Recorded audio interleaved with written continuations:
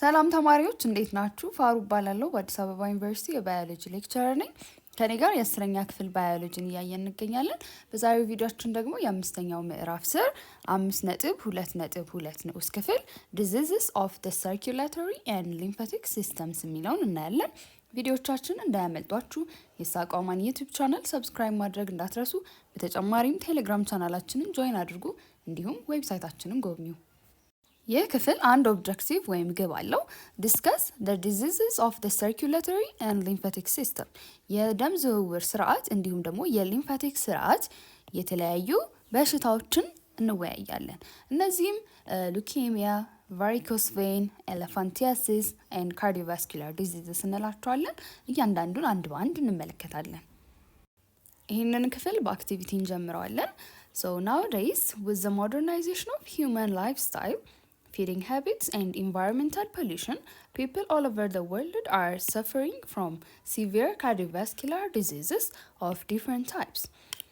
በአሁኑ ጊዜ ከሰው ልጅ የአኗኗር ዘመናዊነት ጋር በተያያዘ እንዲሁም ደግሞ ከአመጋገብ ልማድ እንዲሁም ደግሞ ከአካባቢያዊ ብክለቶች ጋር በተያያዘ በዓለም ዙሪያ ያሉ ሰዎች በተለያዩ ከባድ በሆኑ የካርዲዮቫስኩላር ዲዚዝስ የምንላቸው እየተሰቃዩ ይገኛሉ። እነዚህ ካርዲዮቫስኩላር ዲዚዝስ የምንላቸው የተለያዩ በሽታዎች ሲሆኑ የደም ዝውውር ስርዓት ጋር የተገናኙ አካላቶችን የሚያጠቁ ህመሞች ናቸው። በዋነኝነት ደግሞ ልብ እንዲሁም ደግሞ የደም ስሮችን የሚያጠቁ በሽታዎች ናቸው። Being in groups of 2 to 3 students, write down the types of circulatory and lymphatic system diseases and discuss causes and symptoms of such diseases. ስለዚህ በምድብ 2 እስከ 3 ተማሪ ያለው ምድብ ተመሰረቱና ስለተለያዩ የሰርኩላቶሪ ስርዓት እንዲሁም ደግሞ የሊምፋቲክ ስርዓት በሽታዎች ትጽፋላችሁ ማለት ነው። ስለዚህ በዛው ደግሞ መንስኤዎቻቸው እንዲሁም ደግሞ ምልክቶቻቸው ምንድነው የሚለውን ትወያያላችሁ። Finally, report your finding to your classmates. Some of them are described below. በዛም መጨረሻ ላይ ደግሞ የደረሳችሁበትን ዘገባ ለክፍል ጓደኞቻችሁ አቅርቡ። ከዛ ደግሞ አብረን እንመለከታቸዋለን እነዚህ የተለያዩ የሰርኩላተሪ እንዲሁም ደግሞ የሊምፋቲክ ስርዓት በሽታዎችን። በመጀመሪያ የምንመለከተው ሉኬሚያ ነው። Leukemia is a type of cancer that affects blood forming tissues, including bone marrow. ሉኬሚያ የካንሰር አይነት ሲሆን ደም የሚሰሩ ህብረ ህዋሶችን የሚያጠቃ በሽታ ነው። ደም የሚሰሩ ማለትም የተለያዩ የደም ህዋሶች የሚመረቱባቸው ህብረ ህዋሶች ማለት ነው። ቦን ሜሮ የምንለውን ጨምሮ ቦን ሜሮ ወይም ደግሞ የአጥንት መቅኒ የምንለው የተለያዩ የደም ህዋሶች ይመረቱበታል። ይህንን የሚያጠቃ ካንሰር ነው ማለት ነው ሉኬሚያ። There are several types of leukemia. የተለያዩ የሉኬሚያ አይነቶች አሉ። እነዚህም acute lymphoblastic leukemia, acute myeloid leukemia እና chronic lymphocytic leukemia እንላቸዋለን። ይሄ የመጀመሪያው ሊምፎይድ የተባሉ ህዋሶችን የሚያጠቃ ሲሆን እነዚህ ሊምፎይድ የሚባሉት ህዋሶች የነጭ የደም ህዋስ አይነቶች ናቸው። ማይሎይድ የሚባሉ ህዋሶችን የሚያጠቃ ሲሆን እነዚህ ማይሎይድ የሚባሉ ህዋሶች የተለያየ የደም ህዋስ፣ ቀይ የደም ህዋስ፣ ነጭ የደም ህዋስ እንዲሁም ፕሌትሌትስ የሚመረቱባቸው ህዋሶች ናቸው። ሶስተኛው ደግሞ ይሄ ሊምፎሳይትስ የሚባሉትን ነጭ የደም ህዋሶች የሚያጠቃ የሉኬሚያ ካንሰር አይነት ነው። እነዚህ አኪዩት ደግሞ ያልናቸው ምን ነው የሚያመለክተው? በጣም በፍጥነት ነው እያደገ የሚመጣው ይሄ የካንሰር አይነት። ክሮኒክ ደግሞ የሚባለው እድገቱ ቀስ በቀስ ነው እየጨመረ የሚመጣው። ስለዚህ እነዚህ ሶስቱ ዋና የሉኬሚያ አይነቶች ናቸው። For example, many patients with slow growing leukemia are asymptomatic. ቀስ በቀስ የሚያድገው የሉኬሚያ አይነት ማለትም ክሮኒክ ያልነው አይነት የተጠቁ ታካሚዎች ኤሲፕቶማቲክ ናቸው፣ ማለትም ምንም አይነት ምልክት አያሳዩም። ነገር ግን rapidly progressing type of leukemia የተለያዩ ምልክቶች ያሳያል፣ ማለትም በጣም በፍጥነት እያደገ የሚመጣው የሉኬሚያ አይነት አኪዩት ያልናቸው ማለት ነው። እነሱ የተለያዩ ምልክቶችን ያሳያሉ።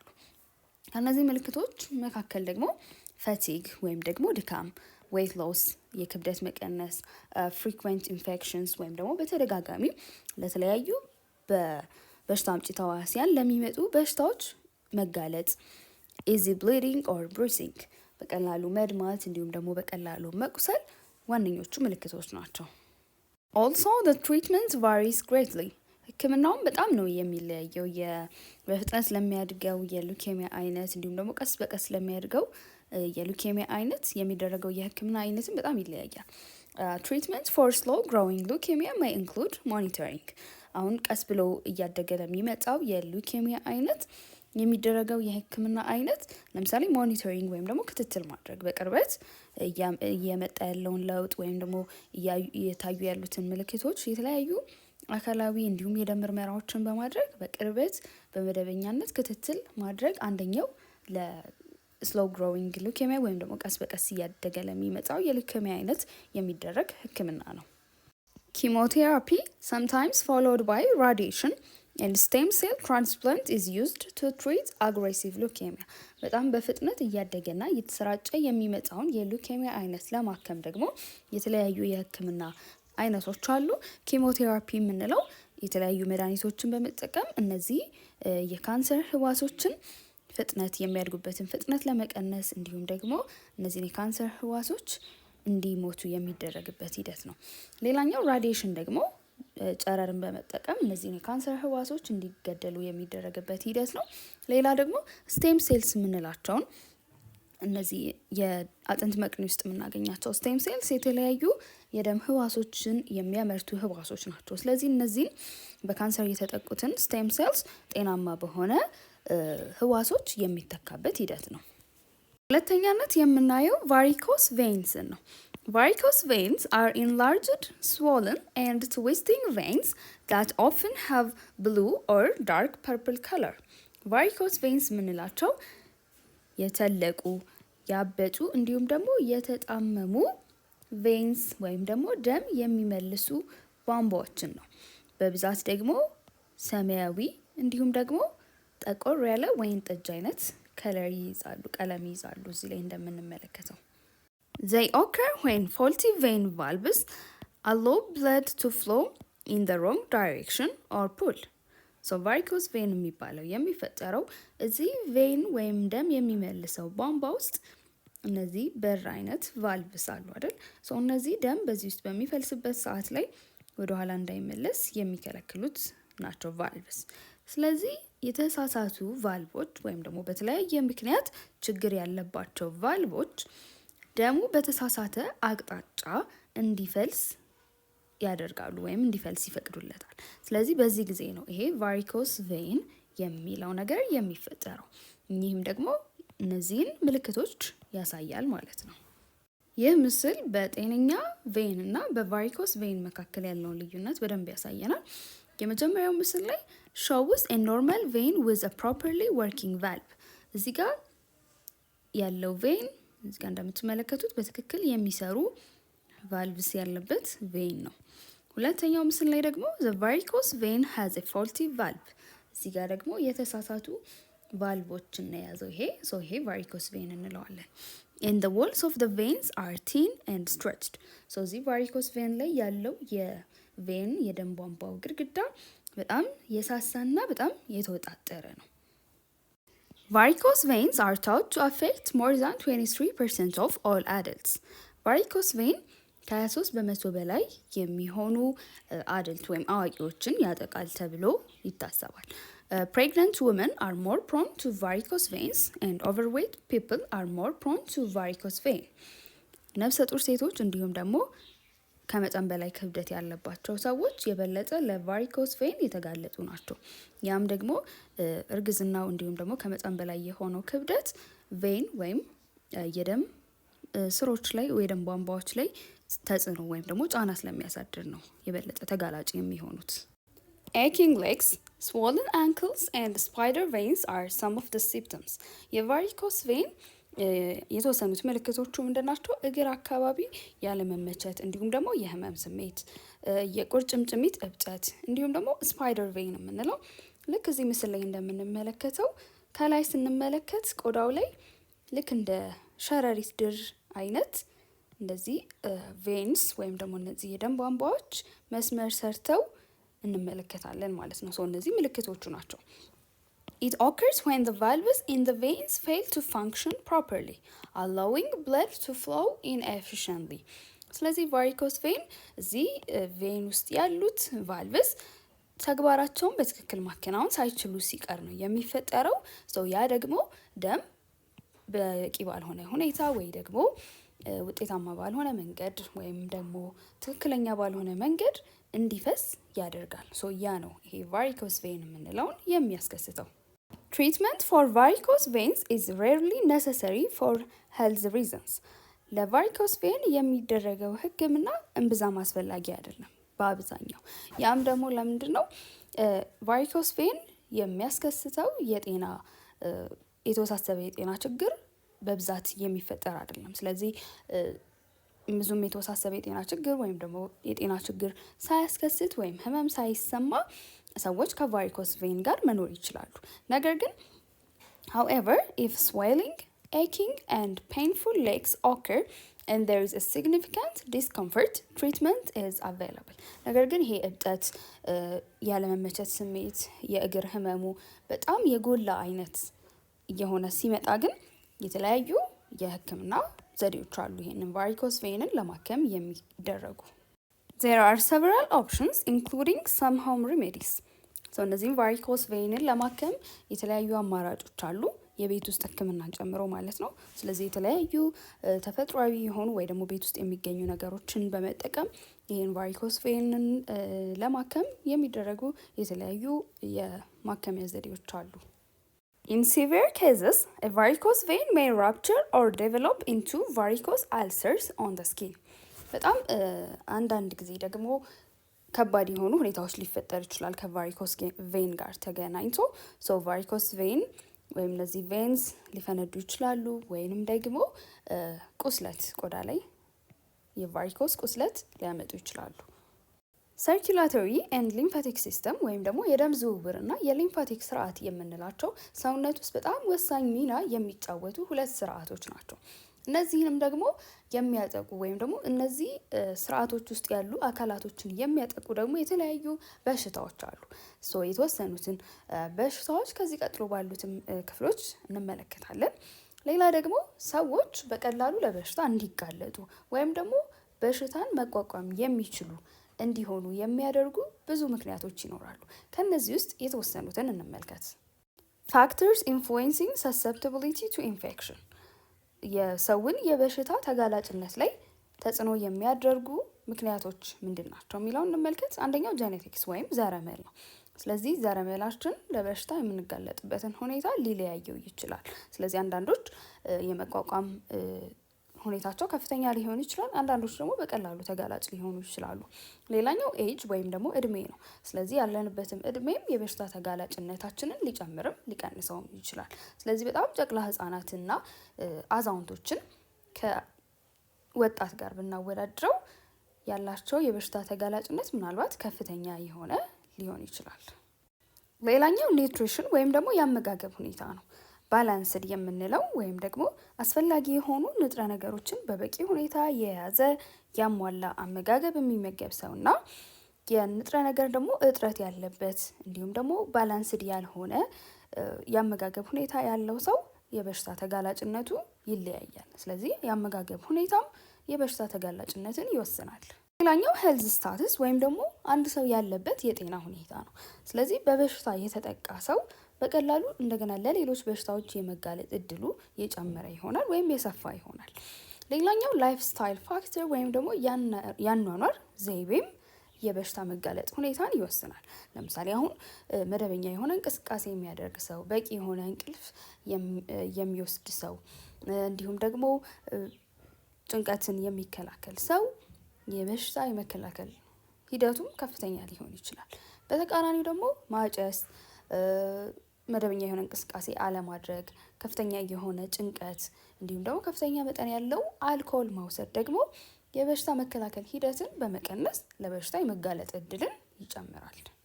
አሁን ደግሞ ኤሌፋንቲያሲስን እንመለከታለን። ኤሌፋንቲያሲስ is a condition that causes a large enlargement of a part of the body, usually the limbs. ኤሌፋንቲያሲስ የምንለው ሁኔታ ደግሞ የሰውነት ክፍልን መተለቅ በጣም መተለቅ ወይም ደግሞ ማበጥ የሚያስከስት ሁኔታ ነው። በተለምዶ ወይም ደግሞ በብዛት ሊምስ አካባቢ ወይም ደግሞ እጅና እግር አካባቢ ነው ይሄ መተለቅና እብጠት የሚከሰተው። External genitals are another area that is frequently affected. ሌላ ደግሞ በተደጋጋሚ በዚህ በኤሌፋንቲያሲስ ደግሞ የሚጠቁ ቦታዎች አሉ። እነዚህም ደግሞ ውጫዊ ብልቶች ናቸው። Elephantiasis is caused by a blockage in the lymphatic system, resulting in an accumulation of fluid known as lymph in the affected areas. Elephantiasis የሚከሰተው የሊምፋቲክ ስርዓት ውስጥ ያለው መስመር ሲዘጋ ወይም ደግሞ ሲደፈን ነው። በዛ ሁኔታ ደግሞ ያ መስመር በሚዘጋበት ሰዓት ላይ በዚህ በሊምፋቲክ ስርዓት የሚዘዋወረው ፈሳሽ ወይም ደግሞ ሊምፍ የምንለው እዛ የተጠቃው ቦታ ላይ ወይም ደግሞ የተዘጋው ቦታ ላይ ይከማቻል። ስለዚህ ያ ኤሌፋንቲያሲስ የምንለውን ያስከስታል። Elephantiasis is caused by parasitic worms transmitted by mosquitoes. ኤሌፋንቲያሲስን የሚያስከስቱ የተለያዩ ጥገኛ ትሎች አሉ። እነዚህ ጥገኛ ትሎች ደግሞ የሚተላለፉት በትንኝ ነው። ማለትም አንድ በእነዚህ ትሎች የተጠቃ ትንኝ ሰውን በሚነክስበት ሰዓት ላይ እነዚህ ትሎች ወደ ሰው ይተላለፋሉ።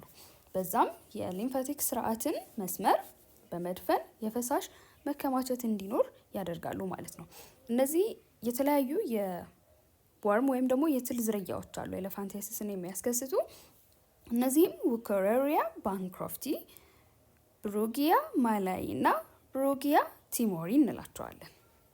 Worms have an impact on the body's lymphatic system. እነዚህ ጥገኛ የሆኑ ትሎች በሰውነታችን የሊምፋቲክ ስርዓት ላይ ተጽዕኖ አላቸው። The lymphatic system is in charge of eliminating waste and toxins.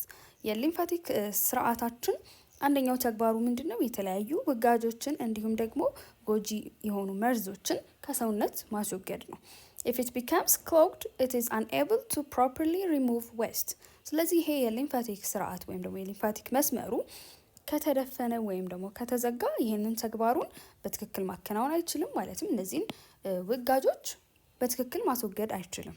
This causes a build-up of lymphatic fluid, resulting in swelling.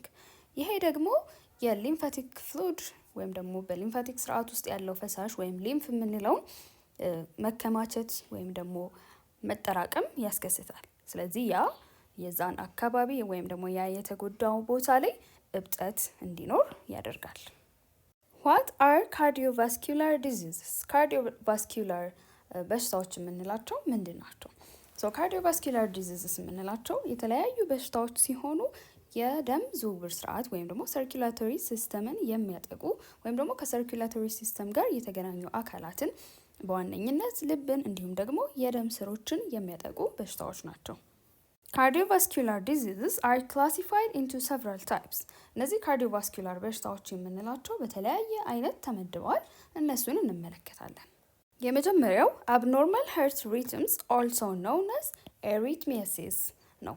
arrhythmias የምንለው የልብ መደበኛ ያልሆነ አመታት ወይንም ደግሞ ያልተለመደ የልብ ምትን ነው። ይሄ arrhythmias በተለያዩ ምክንያቶች ሊከሰት ይችላል። ስለዚህ በዚህ ጊዜ ልብ ከመጠን በላይ በሆነ ሁኔታ ሊመታ ይችላል፣ ወይ ደግሞ የልብ ምት በጣም ሊቀንስ ይችላል፣ ወይም ደግሞ የተዛባ የልብ ምት ሊኖር ይችላል። ሌላ ደግሞ aorta disease and Marfan syndrome እንመልከት። aorta disease aorta የምንለው ትልቁ የደም ቧንቧ ላይ የሚከሰት በሽታ ሲሆን ይህ aorta የምንለው ደምን ከልብ ወደ ተለያዩ የሰውነት ክፍሎች የሚያሰራጨው የደም ቧንቧ ነው። ስለዚህ ይሄ aorta በተለያዩ ምክንያቶች ሊታመም ይችላል ማለት ነው። ለምሳሌ መሰንጠቅ፣ እብጠት ሊፈጠር ይችላል። ይሄ aorta disease እንለዋለን። ይህ ደግሞ በተለያዩ ምክንያቶች ሊከሰት ይችላል። አንደኛው ማርፋን ሲንድሮም የምንለው ደግሞ የaorta diseaseን ሊያመጣ ይችላል። ማርፋን ሲንድሮም የምንለው በዘር የሚተላለፍ በሽታ ሲሆን ሰውነት ውስጥ ያሉ ኮኔክቲቭ ቲሹስ ወይም ደግሞ አገናኝ የሆኑ ህብረ ህዋሶችን የሚያጠቃ ህመም ነው። ስለዚህ ይሄ ማርፋን ሲንድሮም ደግሞ የተለያዩ ችግሮችን ሊያስከስት ይችላል። አንደኛው የልብ ችግር ነው። ስለዚህ ማርፋን ሲንድሮም የተጠቃ አካል ሲኖር aorta ወይም ደግሞ ይሄ የደም ቧንቧ እዚህ ጋር እንደምትመለከቱት እብጠት ወይም ደግሞ መሰንጠቅን ሊያስከስት ይችላል። ሌላኛው ደግሞ ኮንጀኒታል ሀርት ዲዚዝ ሲሆን this is a condition that occurs at birth። ኮንጀኒታል የምንለው የልብ ህመም ደግሞ የሚታየው በውልደት ሰዓት ሲሆን የተለያዩ የልብ ህመሞችን ያጠቃልላል። ለምሳሌ የልብ መዋቅር ላይ ችግር ሊኖር ይችላል፣ ወይ ደግሞ የልብ ግድግዳ ላይ ወይ ደግሞ የተለያዩ እዚህ ልብ ውስጥ የምናገኛቸው ቫልቭስ ወይም ደግሞ ደም ወደ ኋላ እንዳይፈስ የሚያደርጉ በሮች አሉ አይደለ? ሰው እነሱ ላይ ችግር ሊኖር ይችላል፣ ወይ ደግሞ የደም ቧንቧዎች ላይ ችግር ሊኖር ይችላል። ሰው እነዚህ በውልደት ሰዓት የሚታዩት ከልብ ጋር የተያያዙ የተለያዩ ችግሮች ኮንጀኒታል ሀርት ዲዚዝ እንላቸዋለን።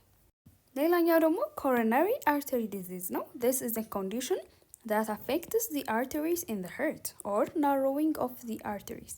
ኮሮናሪ አርተሪ ዲዚዝ ደግሞ የምንለው ኮሮናሪ አርተሪስ ላይ የሚፈጠር ሲሆን ኮሮናሪ አርተሪስ የምንላቸው የደም ቧንቧዎች ደምን ወደ ልብ ጡንቻዎች የሚያደርሱ የደም ቧንቧዎች ናቸው። ስለዚህ እነዚህ የደም ቧንቧዎች ወይም ደግሞ ኮሮናሪ አርተሪስ በተለያየ ምክንያት ሊደፈኑ ወይም ደግሞ ሊጠቡ ይችላሉ። ሰው ያንን ነው የኮሮናሪ አርተሪን የደም ቧንቧ ጥበት ኮሮናሪ አርተሪ ዲዚዝ እንለዋለን። ሌላ ደግሞ ዲፕ ቬን ትሮምቦሲስ እና ፐልሞናሪ ኤምቦሊዝምን እንመልከት። ዲፕ ቬን ትሮምቦሲስ የምንለው ቬን ወይም ደግሞ ደም የሚመልሱ ቧንቧዎች ውስጥ የሚፈጠር የደም መርጋት ነው። ይህ በብዛት እግር አካባቢ የሚስተዋል ሁኔታ ነው። ፐልሞናሪ ኤምቦሊዝም ደግሞ የምንለው ይህ የረጋ ደም ወደ ሳምባ አካባቢ በመምጣት ፐልሞናሪ አርተሪን ሲደፍን ነው። ይህ ፐልሞናሪ አርተሪ ደምን ከልብ ወደ ሳምባ የሚያመጣ የደም ቧንቧ ነው። ስለዚህ ይህ በረጋ ደም ሲደፈን ፐልሞናሪ ኤምቦሊዝም እንለዋለን። ሌላ ደግሞ ሀርት አታክ እና ሀርት ፌለር አሉ።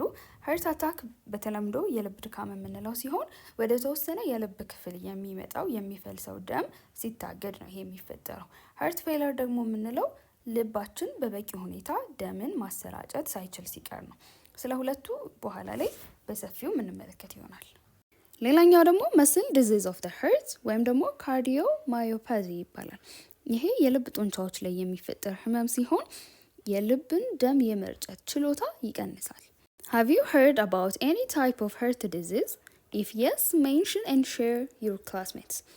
ስለ ልብ በሽታ አይነቶች ሰምታችሁ ታውቃላችሁ? አዎ እናውቃለን ካላችሁ እስኪ ስለሰማችኋቸው የልብ በሽታዎች ለክፍል ጓደኞቻችሁ አጋሩ። Heart disease. Heart and blood vessel disease, also known as heart disease, encompasses a wide range of issues, many of which are linked to a process known as atherosclerosis. የልብ በሽታ ስንል ወይም ደግሞ የልብና የደም ስር በሽታ ስንል በጣም ሰፊ ሀሳቦችን ያጠቃለለ ነው። አብዛኛው ደግሞ የልብ በሽታ ወይም ደግሞ የልብና የደም ስሮች በሽታ ከአተሮስክለሮሲስ ከሚባል ሂደት ጋር የተቆራኘ ነው። ይሄ አተሮስክለሮሲስ ደግሞ ምንድን ነው ስንል atherosclerosis is a condition that occurs when a substance called plaque accumulates in the artery walls. atherosclerosis የምንለው ሁኔታ የሚፈጠረው ፕላክ የሚባል ነገር ልክ እዚህ ምስል ላይ እንደምትመለከቱት የደም ቧንቧ ግድግዳ ላይ ሲከማች ነው። This build up narrows the arteries, making blood flow more difficult. ስለዚህ ይሄ ፕላክ የምንለው ነገር ክምችት ይሄን አርተሪ ወይም ደግሞ የደም ቧንቧ ጥበትን ያመጣል። ስለዚህ የደም ፍሰት ከባድ እንዲሆን ያደርጋል ማለት ነው በዚህ የደም ቧንቧ ውስጥ። ስለዚህ ይሄ ፕላክ የምንለው ነገር በአብዛኛው የስብ ክምችት ነው። ስለዚህ ከዚህ ከስብ ክምችቱ ጋር ደግሞ በተያያዘ የደም መርጋት ወይም blood clot ሊከሰት ይችላል። So when a blood clot forms, it can obstruct blood flow. ስለዚህ ይሄ ደግሞ blood clot የበለጠ ወይም ደግሞ የደም መርጋቱ የበለጠ የደም ፍሰቱን ያዛባል ወይም ደግሞ የደም ቧንቧውን እንዲጠብ ያደርገዋል። ስለዚህ ከዚህ ጋር ተያይዞ ደግሞ ከባድ የሆኑ የጤና ችግሮች ሊከሰቱ ይችላሉ። This can result in a heart attack or a stroke. heart attack የምንለው ወይም ደግሞ የልብ ድካምና ስትሮክ የሚለውን ሊያስከስት ይችላል። heart attack. A heart attack occurs when a blood clot blocks blood flow to a portion of the heart.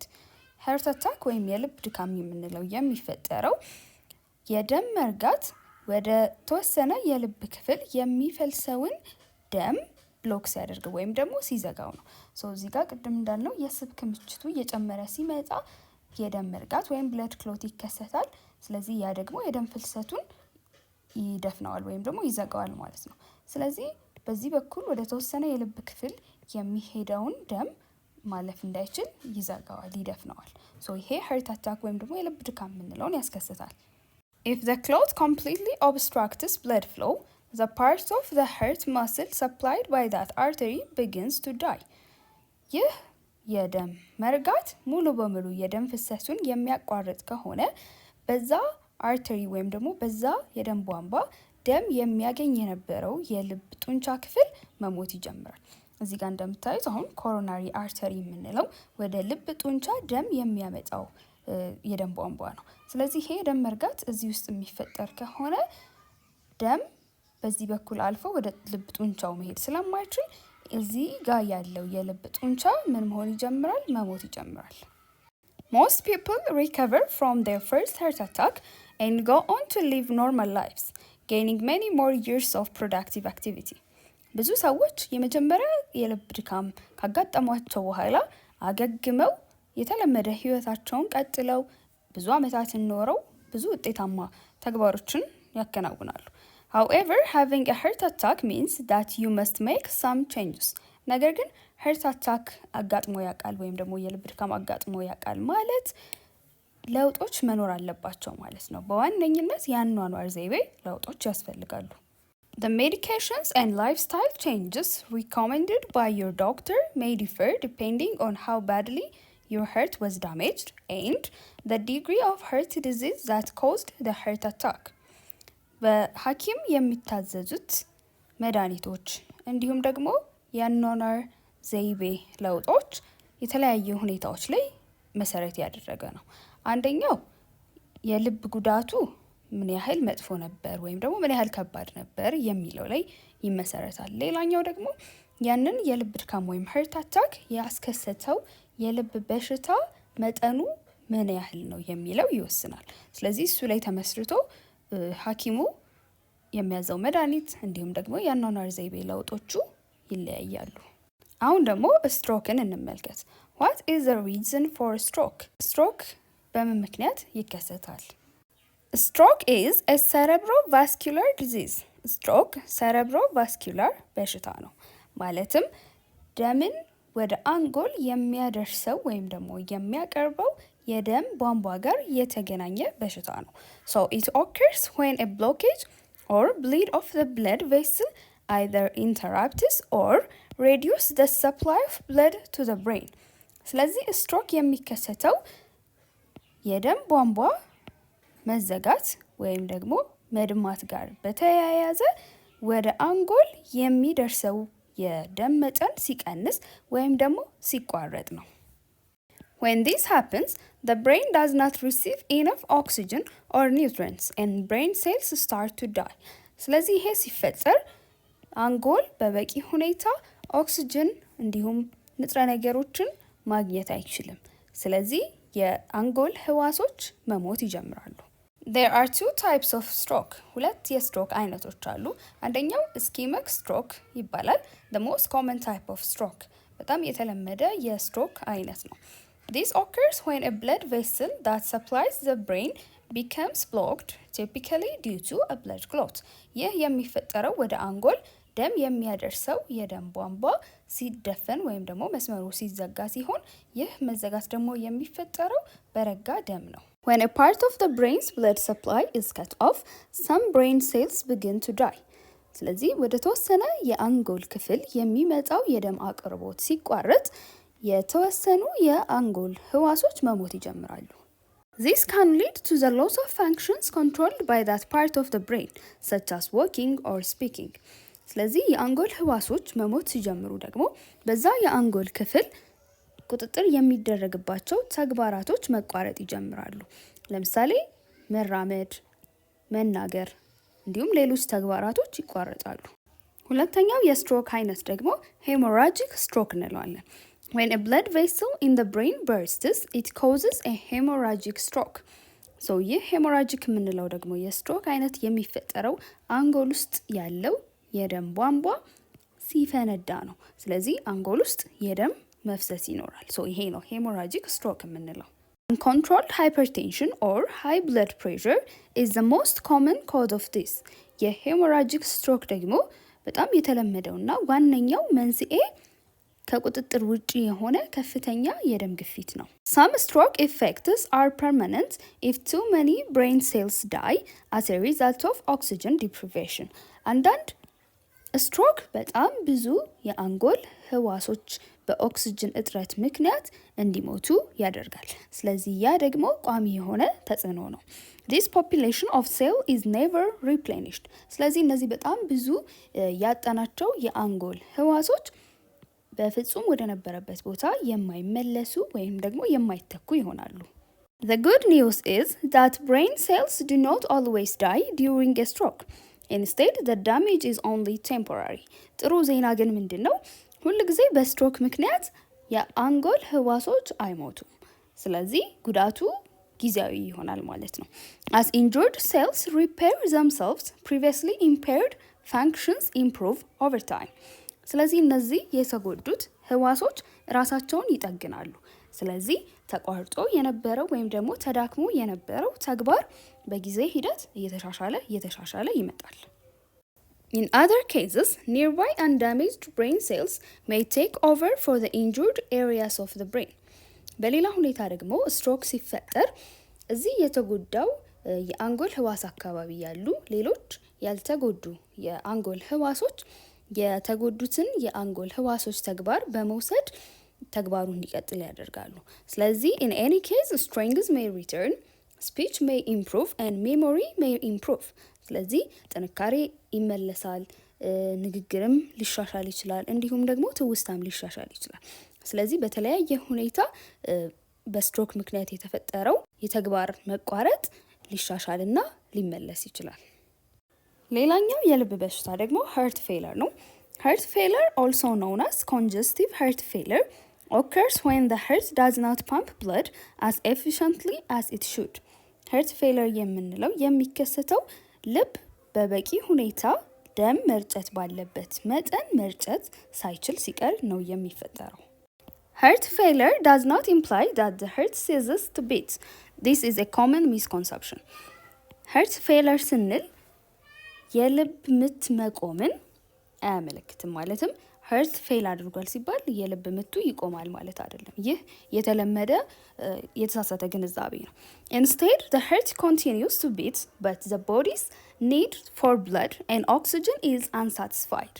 ነገር ግን heart failure ሲባል ልብ መምታት ይቀጥላል። ነገር ግን የሰውነታችን የኦክሲጅን እና የደም ፍላጎት የተሟላ አይሆንም። ማለት በበቂ ሁኔታ ደምና ኦክሲጅን ግን ማግኘት አይችልም ሰውነታችን። ያ ነው heart failure የምንለው እንጂ የልብ ምት መቆም አይደለም heart failure. If left untreated, heart failure can worsen. ሳይታከም ከቀረ የheart failure እየባሰ ሊሄድ ይችላል። በዛውም ደግሞ የተወሳሰቡ የጤና ችግሮችን ያመጣል። It is critical to follow the doctor's orders if your loved ones has heart failure. ስለዚህ የምትወዷቸው ሰዎች ወይም የምታውቋቸው ሰዎች የheart failure አጋጥሟቸው ከነበረ ሐኪም የሚሰጣቸውን ትዕዛዞች መከተል ወሳኝ ነው፣ በጣም አስፈላጊ ነው። ሌላ የምንመለከተው ኤርቲሚያ ነው። An abnormal heart rhythm is referred to as arrhythmia. ኤርቲሚያ የምንለው ያልተለመደ የልብ ምትን ሲሆን ኤርቲሚያ come in a variety of forms. ስለዚህ ይሄ ያልተለመደ የልብ ምት ወይም ደግሞ ኤርቲሚያ በተለያየ አይነት ሊመጣ ይችላል። The heart can beat too slowly, too quickly, or in an irregular pattern. ስለዚህ ልብ በጣም ዝግ ባለ ሁኔታ ሊመታ ይችላል፣ ወይ ደግሞ በጣም በፍጥነት ሊመታ ይችላል፣ ወይንም ደግሞ ያልተለመደ አይነት አመታት ወይም ደግሞ የተዛባ አመታት ይኖረዋል። Bradycardia or a slow heart rate occurs when the heart rate is less than 60 beats per minute. Bradycardia የምንለው የልብ ምት አነስተኛ ሲሆን ወይም ደግሞ ዝቅ ባለ ሁኔታ ሲመታ ሲሆን ይህ የምንለው ምን ሲሆን ነው? የልብ ምት በደቂቃ ከ60 ቢት ወይም ምት በታች ሲሆን ነው። ታኪካርዲያ ደግሞ የምንለው or an abnormally fast heart rate is defined as a heart rate of more than 100 beats per minute. ታኪካርዲያ ደግሞ የምንለው ያልተለመደ አይነት ከፍተኛ ፍጥነት ያለው የልብ ምትን ሲሆን ይህ ታኪካርዲያ ደግሞ የምንለው የልብ ምት በደቂቃ ከ100 በላይ ሲሆን ነው። An arrhythmia can impair the function of your heart. ስለዚህ ይሄ arrhythmia የምንለው የልብ ህመም የልብን ተግባር ሊያበላሽ ይችላል። ስለዚህ your heart may not be able to pump enough blood to meet your body's need if it has an irregular heartbeat. ስለዚህ ልባችን ኢሬጉላር የሆነ ወይም ደግሞ የተዛባ የልብ ምት ሲኖረው ለሰውነት የሚበቃውን ያህል ወይም ደግሞ የሰውነትን ፍላጎት ማሟላት የሚችል በቂ የሆነ ደም ፓምፕ ማድረግ ወይ ደግሞ ማሰራጨት እንዳይችል ይሆናል። በመጨረሻም የምትሰሩት የቡድን አክቲቪቲ ይኖራል። Here in this section are mentioned some cardiovascular and lymphatic system diseases. በዚህኛው ክፍል የተወሰኑ የደም ዝውውር እንዲሁም ደግሞ የሊምፋቲክ ስርዓት በሽታዎችን ተዘርዝረው ተመልክተናል። Yes, there are too much of them to mention. ነገር ግን በጣም በርካታ ሌሎች ደግሞ መጠቀስ የሚችሉ የሊምፋቲክ ስርዓት እንዲሁም ደግሞ የደም ዝውውር ስርዓት በሽታዎች አሉ። Therefore, in groups of 3 to 4 students and reading books and browsing internet resources, list cardiovascular and lymphatic system diseases as much as you can and discuss among your classmates. ስለዚህ ከ3 እስከ 4 ተማሪ ያለው ቡድኖችን በመመስረት የተለያዩ መረጃ የምታገኙባቸውን ቦታዎች በማሰስ ማለትም መጽሐፎችን በማንበብ ሊሆን ይችላል ወይም ደግሞ ኢንተርኔት ላይ በማሰስ የምትችሉትን ያህል የካርዲዮቫስኩላር እና የሊምፋቲክ ስርዓት በሽታዎች ዘርዝሩ። ሁለቱ ደግሞ እዚህ ጋር ተገልጸውላችኋል። አንደኛው ኤንዶካርዳያቲስ ነው፣ ሁለተኛው ደግሞ ሪማቲክ ፊቨር ነው። እነዚህ ሁለቱ ምንድናቸው የሚለውን እንመለከታለን። ከዛ በኋላ ደግሞ የተለያዩ የካርዲዮቫስኩላር እና የሊምፋቲክ ስርዓት በሽታዎችን ዝርዝር አብረን እናያለን። Endocarditis is an infection of the inner lining of the heart, which is endocardium, usually involving the heart valves. ኤንዶካርዲያቲስ የምንለው የውስጠኛው የልብ ሽፋን ወይም ደግሞ ኤንዶካርዲየም የምንለው በባክቴሪያ እንዲሁም በሌሎች በሽታ አምጪ ተዋህሲያን ሲጠቃ ነው።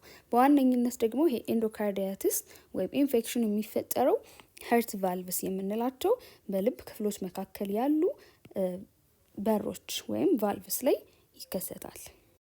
ሁለተኛው ደግሞ ሪማቲክ ፊቨር የምንለው ነው። So rheumatic fever is a complication of untreated strep throat leading to inflammation in various parts of the body. Rheumatic fever የምንለው ያልታከመ የጉሮሮ ቁስለት ጋር ተያይዞ የሚመጣ ውስብስብ ችግር ሲሆን ይህ ደግሞ የተለያየ የሰውነት ክፍልን መቆጣት ያመጣል። ስለዚህ የመገጣጠሚያ ህመም ሊኖር ይችላል፣ ቆዳ ላይ የሚታዩ የተለያዩ ምልክቶች ሊኖሩ ይችላሉ፣ እንዲሁም ደግሞ የልብ ቫልቭ ወይም ደግሞ በር ጥበት ያመጣል።